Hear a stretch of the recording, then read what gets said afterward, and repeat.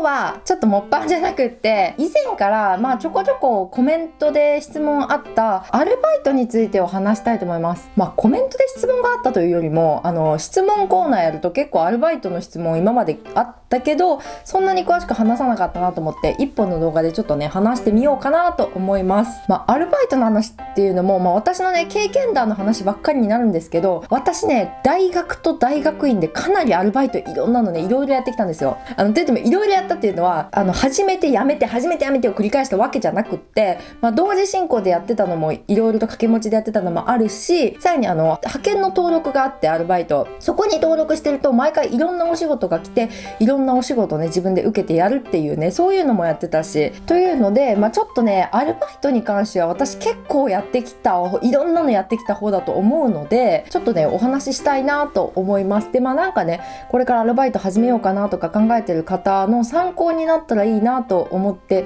ちょっとね撮ることにしました。ちょっと私もね言い忘れちゃいけないと思っていろいろとこうまとめてきたんですね携帯に、私のおすすめのアルバイトとか、時給がこれ高いよとか、あとこれやった方がいいよ経験的にとか、いろいろとあるのでね、ちょっといろいろ話せるかなと思います。まず初めてやったアルバイトが高校生の時なんですね。私の行った高校がアルバイト完全に禁止だったんですけど、ちょっともう時効ですよね時効かなと思って、もう先生見てても先生も見てないだろうし、もし見ててももう仕方ない、時効ですはい。高校時代に冬休みの短期アルバイトで年賀状の仕分けのアルバイトをしました。これはね郵便局でやるやつだから結構ね安いんですよ。時給は700円とか600何十円700円とかそれぐらいだったかなって感じで、安いんですけど、でもねこのアルバイトが意外と楽しくって、で単純作業なんですよ。年末年始の時期ってもう年賀状すごいじゃないですか。それをねひたすら郵便局員の方と一緒に振り分けるっていうね、住所ごとにそれを単純に繰り返すだけの作業。学校が終わってから4、5時間ぐらいかな、1日に。ちょっとね途中からめんどくさくな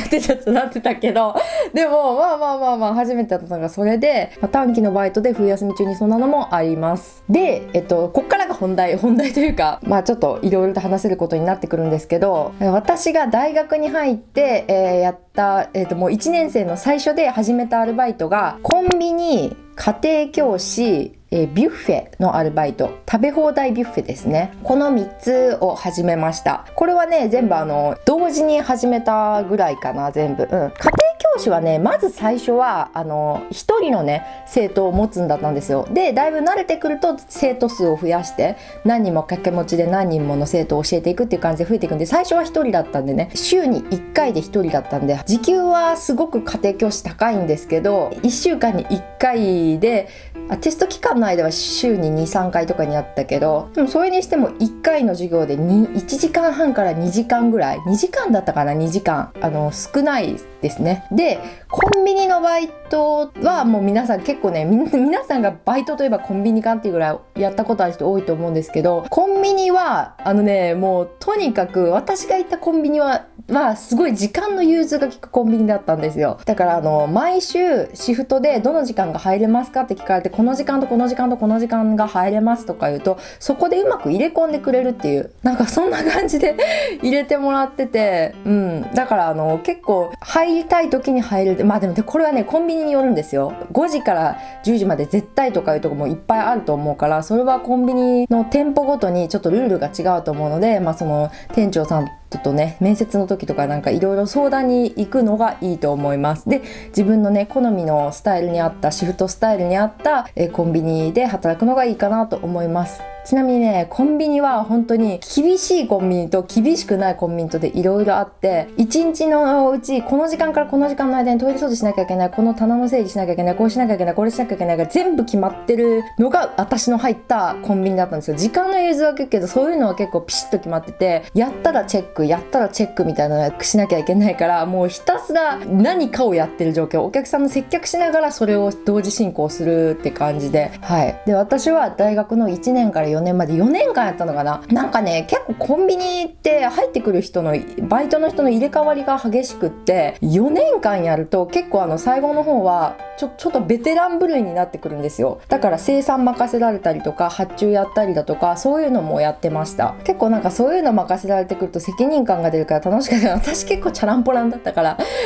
若干適当にやってたとこはあったけど、そういうのもやったりして、そういうのをやっていくとなんかこうリーダーとかなんか役職が任せられたりとか、あと時給が上がったりもするんでね。はい。って言ってもね、やっぱりコンビニは元々の時給のね安さですよね。やっぱ安いんですよね、コンビニって。なんか副店長さんとかそこまで上がった人でも時給そんなに高くなかったと思う。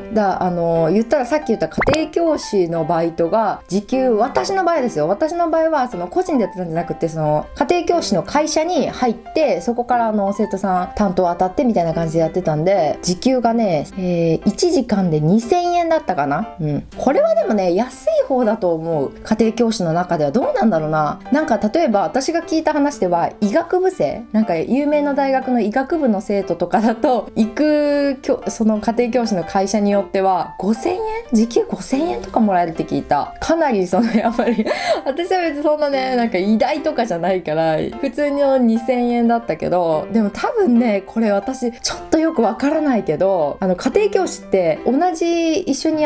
バイトしてる家庭教師や他にやってる人と会う機会がなかったんですよ。基本的に仕事やるとそれを家庭教師の会社に送って毎回レポート報告って電話やり取りみたいな、最初の面接とかいろいろそういうのだけなんか向こうの会社の方とお会いするぐらいだったんで、だからまあそんな感じだったから、そう周りの情報あまり聞けてなくて、私が本当に個人的にやった体験談として話すしかないんですけど、どうなのかな、同じ会社でも給料違ってたりするのかな、よくわかんないな。私の場合は2000円でしたね。時給2000円。まあ都会の方が高いのもあるかも。私の場合都会じゃなかったから、それも安かった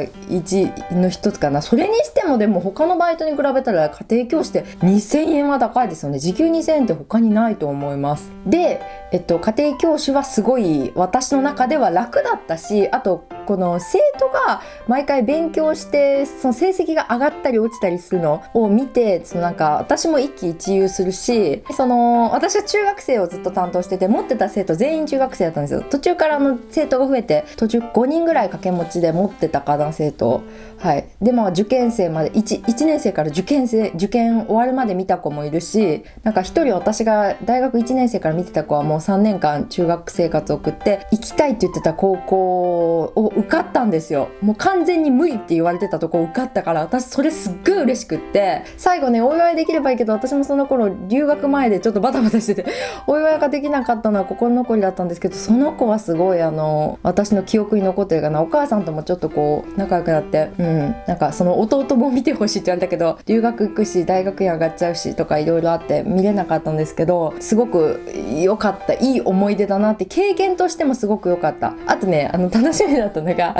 家庭教師行くと毎回ジュースとかお菓子とか出してくれるんですよ。この家のお母さんが。それは家によっていろいろですけど出してくれる家が多くって、で帰りになんか先生これ持って帰ってくださいとか言ってお蕎麦くれたりとかお土産くれたりとかお菓子くれたり、そういうのもすごい良かったなと思って、私は好きでしたね。個人的に家庭教師の仕事は一番楽だったし、楽しかったし、いい思い出になったし、時給も良かったし、コスパ良かったかなって。でやっぱり途中ねすごい頭のいいその県でトップの高校を目指してる子に当たった時はちょっとプレッシャーだった。正直なんかもうちょっと変わってほしい他の人って思った。なんかやっぱりその子自体が県のトップの高校を目指してるってことは、その子自体の成績ももうトップなんですよ。だからそれをなんかこう維持するあれとかがすごいちょっとストレスだって、それはちょっとあれかな。やっぱり当たる子によるのかな。なんか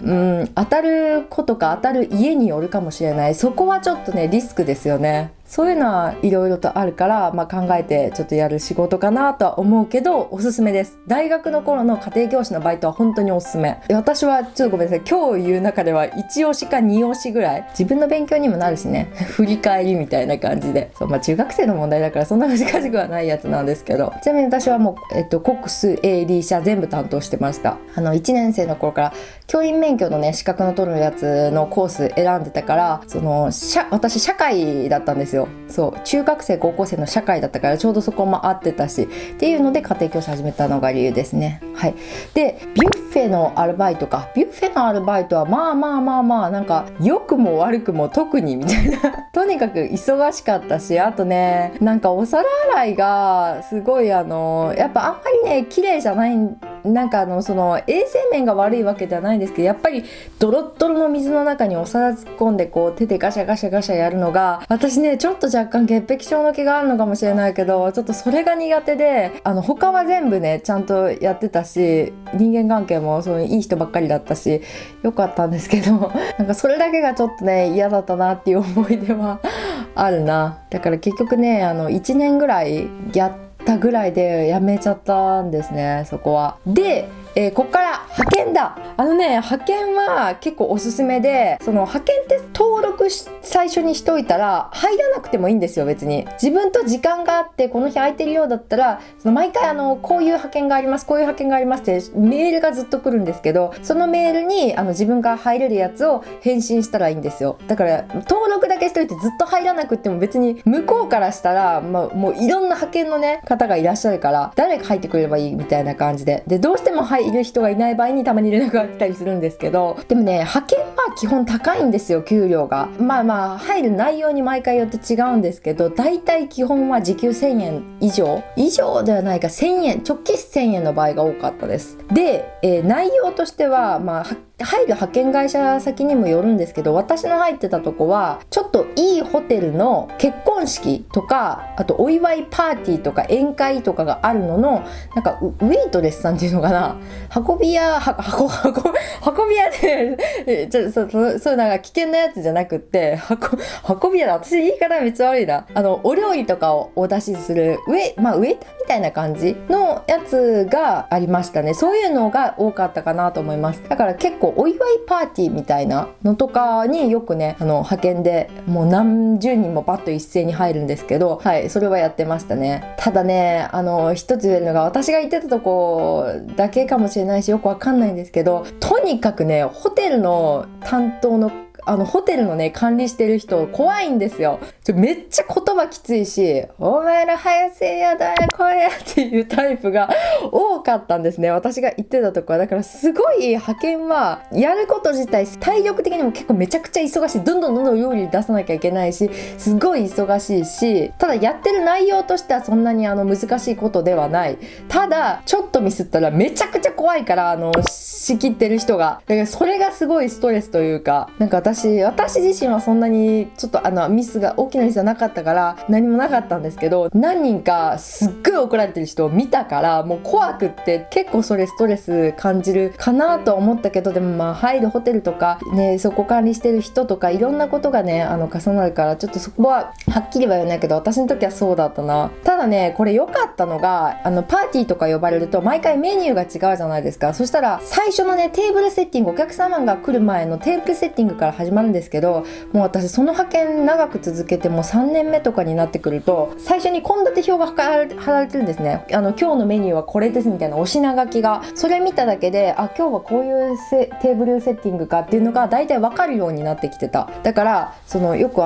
おしゃれなレストランとか行くとフォークナイフとかこっちもフォークが何本とか置いてあるじゃないですか。で端からよく使っていくっていうのはちょっと常識だと思うんですけど、このメニューの時はこのフォークとこのフォークとこのフォークとフォークも1本ずつ全然違うんですけどを置くんだなっていうのがなんとなくちょっと感覚的に分かるようになってきて、それはすごい勉強になった。あと最初の段階でねお客様への対応の仕方とか、こういうお皿の置き方とか、こっちから回るんだよとか、あと運ぶ時に1個ずつ持ったんじゃもう間に合わないから片方の手で3つ持つんですよ。1、2でここに1個だからでっかいこれぐらいのお皿のステーキが乗ったやつとかを123で12とか言って全部で5個持ち、こっち2皿こっち3皿みたいなのでこう持っていったりとかもするから、だからそういうのとかもできるようになってた。あとお酒作ったりもするんですよ。この端っこにカウンターがあって注文された時にこっちのカウンターまで自分で行って、例えばなんか梅酒のロックとか水割りとかソーダ割りとか言ったらもうこれ何杯とこれ入れてこれではい出来上がりみたいな、私お酒自分飲めないくせに作るのはできるんですよはい、そういうのとかもできるようになったのは、役に立ってるかっていうと、私そのバイト以来一回もやってないから役には立ってないと思うけど、ただ勉強として知識として入ってくるのはいいかなっていうそんな感じかな。やっぱりどのバイトをやるにしてもね、勉強にはなります。だから私は派遣やったんですよ。いろんなことをね、バイトで経験したくって。だって普通の正社員で会社入っちゃうといろんなことはやれないじゃないですか。例えばその会社でじゃあちょっとコンビニのレジ打ちの仕事をちょっと学びたいってなってもそんなのできないじゃないですか。でも学生のうちって本当にいろんなことが学べるから、アルバイトってその学ぶ機会としていいなと思ってて、だから派遣も始めたんですけど、あとね派遣で面白かったのが、あれは好きだった。競艇場あるじゃないですか。ボートレースの競艇場で SG っていう大きな大会がしょっちゅうやってて、そういう大会で屋台みたいなのが出るののお手伝いみたいな。私ずっとじゃがバタ焼いてたもん。じゃがバタ焼いて売って、こっちでイカ焼きができるからイカ焼きはおじさんがやってるんですけど、それ一緒に売ったりとか、そういうのとかやってて、競艇場ってちょっとやっぱり外れたりするイライラしてる人も多いんですけど、でも気前のいいおじさんとかノリのいいおじさんもいっぱいいるから、すごいそれは楽しかった。意外とね、競艇場っておじさんだけじゃなくて若い人とかもキャキャキャカップルでいたりだとか、はい、お祭り感覚なんでね、ああいうのも楽しかったかなと思います。それも結局時給が1000円だったから、そこそこ田舎で1000円は高いんですよ。都会で1000円は安いと思うんですけど、あとは私陸上部に入ってたから、陸上部でよく短期のバイトみたいなのが競技場とかそういうところから依頼できてて、陸上部みんなでバイト行ったりしてたのでは、警備員とかもやった。本当に警備服着てから警備するんですよ。私が一個怖かったのが、浦和レッズと横浜マリノスのサッカーの試合があって、それの警備はやっぱりサポーターの方々が結構熱いんですね。暑くって、私が行った時は全然だったんですけど、でもそれでもちょっとすごい勢いがすごくて、ちょっと最初みんな震えてた、どうなんのみたいな、ちょっと怖かったなって思ったりはしたかな。あと友達のつながりで焼肉屋さんでアルバイトしてたものもあったけど、焼肉屋さんは個人のねお店の焼肉屋だったからな、すごい地域の人とかが来るような、おなじみさんばっかりが来るような焼肉屋さんで、そういうのとかはもう毎回同じようなお客さん、顔見知りになるお客さんが来て、何々ちゃんいるねとか言って言われて、すごい楽しかったなっていう記憶はあります。あと飲食店は1個やっとくとどれも勝手がある程度似てるのでやりやすいかなって。私の場合はビュッフェその前にやってたから、ビュッフェのアルバイトで飲食店って大体お皿拭いたりとか、席のね整えたりだとか掃除したりとか、あとお料理運んだりメニュー聞いたりとかは結局焼肉屋さんでも同じような感じだったんで、一つやると次どこ飲食店入っても勝手がある程度はなんとなくね、ちょっとルールはいろいろ違ってやり方も違ってもわかるかなと思うのでいいかなと思います。で他にもね、派遣でいろいろやったからいろんなことをやったんですけど、あんまり全部言ってもすごくなくなっちゃうんで、最後にちょっとこれ1個私が1押しか2押しぐらい、家庭教師と同等におすすめのアルバイトが、これはねみんなができるバイトじゃないんですけど、私は大学4年間行った後大学院に2年間進学で進んで大学院2年行ったんですね。その時に大学院生の期間過ごした方ならわかると思うんですけど、 TA っていうアルバイトがあるんですよ。大学院生を対象にできるアルバイトなんですね。大学から直接受けるバイトで、ティーチングアシストの略なんですね、 TA は。つまり教授とか、大学の先生たちのサポートをする、いろんなことやるんですよ。テスト期間があれば試験監督とかをやったりだとか、あと大学生たちの試験が終わった後の試験の採点をやったりとか、先生の教授の研究のを手伝ったりだとか、あとは授業補助ですよね。よく大学生の方とか大学の先生がプリント配るときによく横で一緒にプリント配ってる女の人、男の人もいるけど、配ってる人が急に現れたりとかしませんでしたが、あと出席取ったりだとか、そういうのとかも全部やってた人、ああいうのが TA の場合が多いかな。大学の実際働いてる人の場合もあるんですけど、 TA が私の場合は結構そういうのも役割やってました。で TA はね給料高いんですよ。私の時は時給1300円400円、そこそこ高いですよね。田舎の方だと時給の平均ってだいたい700、800とかじゃないですか。それぐらいに対して1400円って言うと2倍ぐらいあるのかな。だから高いバイトだけどそんなに負担はないんですね。なんか授業の補助だって最初のプリント配ったりだとか、プリントの準備してコピーしたりだとか、生徒のねなんかいろいろと配り用の資料をまとめたりだとか、内容的にはそんな難しいものがなくって、ただね一個しんどかったのが大学生の試験、期末試験とか中間試験とか試験の試験監督、もうめっちゃあれはね本当に1時間半ですよ。大体基本は試験って1時間半ずっと何にもない、テレビも何にもないシーンとした場所でただ立ってるだけ立ってるだけじゃないですよ。もちろんカンニングしてないから見てましたよ。見てたけど本当に無の状態の何もないシーンとしたとこで1時間半立ってるのってかなりしんどいんですよ。これ何のバイトよりも一番しんどいというか苦痛の時間だったかもしれない。もうただただ時間が過ぎない、カッチカッチの時計の音だけがひたすら1秒1秒進んでるのを見て、生徒カンニングしてないからっていうか時間経たないなみたいな、その時間がひたすら何もしない時間はすごいしんどくって、それは結構私試験監督一番嫌だったかも。今考えると立ってるだけでね何もしなくてお金もらえるなんてそんないい仕事はないから、ただ何かしてお金もらえる方がいいなと個人的に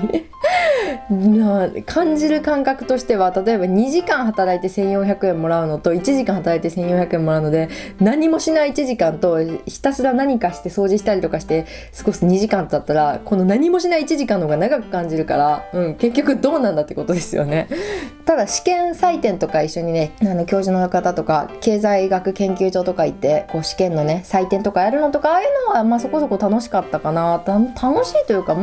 単純作業だしそんなにしんどくないし時間もすぐ経つしよかったかなと思います。はい。なので大学院生になる方ねTA っていうお仕事あるよって多分最初大学院生になった時に自分の担当教授から勧められると思うんですけど、そういうのはぜひやった方がいいです。本当におすすめのバイトですねこれは。そんな感じかな。どうかな。なんかアルバイトって最後まとめるとすればいろんな体験をできる機会だから、本当に大学の頃は1個派遣に登録しとくのもいいし、いろんな体験するのもいいかなと思います。なんかやってやめてやってやめてとかいうのを繰り返すとお店とかにも迷惑かかっちゃうから、それはあんまり良くないと思うんですけど、ただ本当に最初によく選んでやりたいバイトを見つけて自分の経験になりそうなものとか今後役立ちそうなものを選ぶのがいいかなって。なんかお金のためもそうだとは思うんですけど、お金のためよりも経験を得られるっていうところで大学生はアルバイトするのがいいのかなとおすすめだったりします。ただあんまりやりすぎると、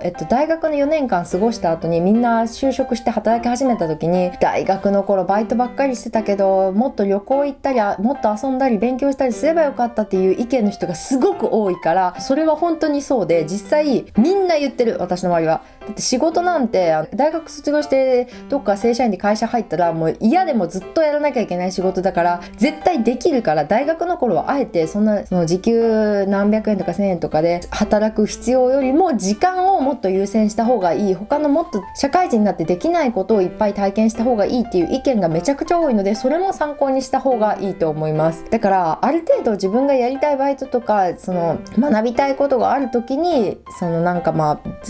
ちょっとアルバイトを入れるっていう感じで、もう大学以外の時間を全部アルバイトで占めちゃうとかにするとちょっとあんまり後で後悔する可能性は高いかなと思うので、そこもちょっとね検討しつつアルバイトは選ぶといいかなと思います。あと個人的にはね、時間の融通が利かないアルバイトはあんまりしない方がいい。友達が入ったコンビニ、大学終わってだいたい夕方の6時から12時まできっちり毎日入ってくださいっていうバイトだったから、その子1週間丸々ほとんど土日は休みとかになってたけど、月火水木金全部毎日夜はバイトみたいになってて、もう辞めたいけど辞めさせてくれないとか、なんかそういうトラブル起こってたりする子もいたから、最初に面接の時に、バイトの面接って基本的にはそんな落ちるってことよっぽどじゃないと大学生はそんなにないと多分思うんですね。よっぽど問題がない限りは。だから自分もバイトの方側をちょっと自分に合っているかどうかを面接する気持ちで、向こうも面接だしこっちも向こうに面接みたいな、その気持ちでちょっとこう自分の合ったバイトを選ぶといいかなと思います。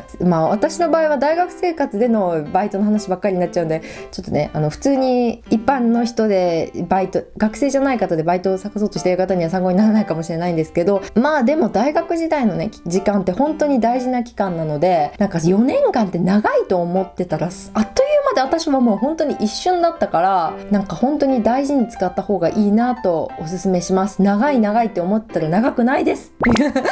長くないです全然はい、よかったね、参考にしてみてください。すいません、個人的なね経験談とかそういうのがメインになっちゃったから、あんまりなんか参考にならない方も多かったかもしれないけど、こういった意見もねちょっと参考にしつつ、アルバイト選びとかもしてみてください。以上、とぎもちのアルバイトのお話でした。